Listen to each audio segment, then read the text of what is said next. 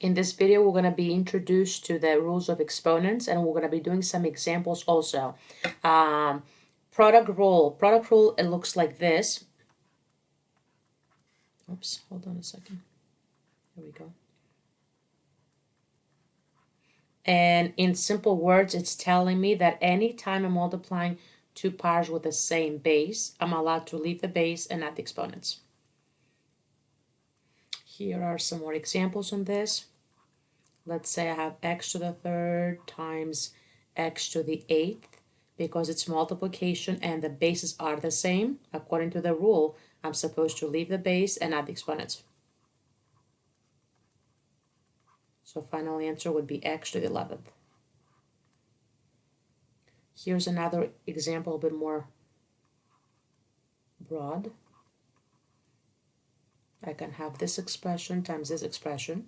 So first of all, I'm going to take care of my factors, my numbers. It is multiplication, so I'm going to multiply them. 2 times 2, which is 4. And then the bases are the same, so leave the base and add exponents. 3 plus 2 would be 5. So that would be the final answer. We're trying to do everything possible. Clean it or simplify as much as possible. Quotient rule, it looks like this. Quotient means division. And it simply tells me that anytime I'm dividing two powers with the same base, I can leave the base and subtract exponents. Here is a simple example. X to the 5th over x to the 2nd. The bases are the same, so I'm leaving the base and I'm subtracting. So the final answer would be x to the 3rd. Here's another example with some negative exponents. So at this point, it doesn't matter that the exponents are negative. I'm still going to do the same, use the quotient rule because I'm allowed, because the bases are the same, and it's division. Leave the base and subtract. Negative 4 minus the negative 9, if I subtract correctly. So if I clean that up, it would be negative 4. Negative times a negative is positive 9. And of course, negative 4 plus 9 means 9 minus 4.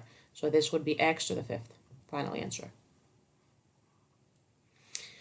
Zero exponent rule is, as the word says, anything raised to the 0 would be equal to 1. But people, be careful. I'm not allowed to have the base to be 0. Base cannot be 0. Cannot be 0.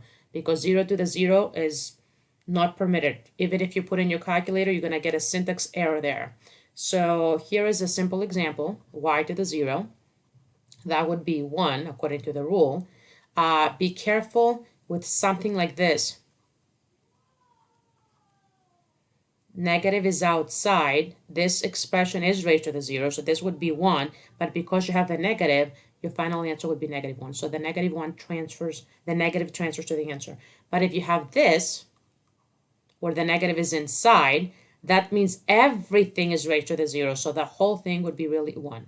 So be careful with parentheses and where they are located with exponents. Very important, so you won't make mistakes. Let's go to the power rule. The power rule tells me that you have a power raised to an exponent. In other words, it's one base with two exponents. Then the rule tells me leave the base and multiply. And here is an example of that. I can have x to the 3rd and all to the 2nd, which means leave the base and multiply exponents, which is x to the 6th.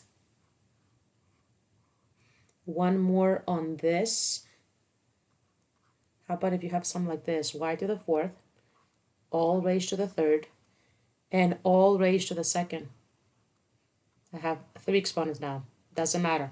The rule still applies. So leave the base. Oops, I didn't put the 2. I wanted to put 2 there. And multiply all the exponents. So that would be equal to y. Leave your base. Don't touch the base. It's still y. 4 times 3 is 12. 12 times 2 is 24. So it would be y to the 24th final answer. Be very careful, people, with product rule, which is above, and the power rule.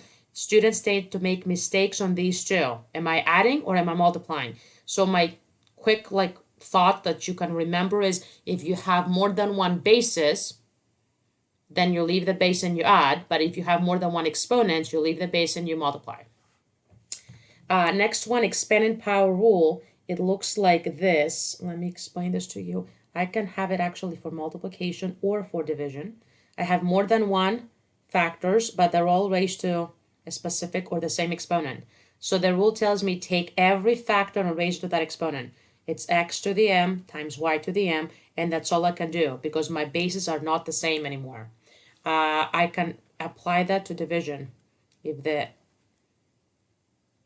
top and the bottom numbers or terms are not the same and they're raised to the same exponent, just raise everything from inside to that exponent outside.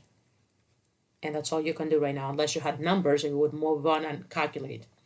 An example on this, here's one example on this. What about if you have 2a and all to the third? Every factor has to be raised to the third, so it should be like this. But I can calculate 2 to the third. 2 to the third is 2 times 2 times 2, which is 8. And that's my final answer. All right, how about if you have something like this? 2c d, let's put to the fourth, and all that raised to the second. So that's telling me that everything has to be raised to the second. So let me get started. That's my first step. Let me clean that up. 2 to the second is 4. C to the second stays C to the second. This is the previous rule, right? Power rule, which means one base to exponents. Leave and multiply. And there we go. Let's do one with division. What about if you have 3/5 and all raised to the second? So I can take everything and raise it to that second, to that exponent.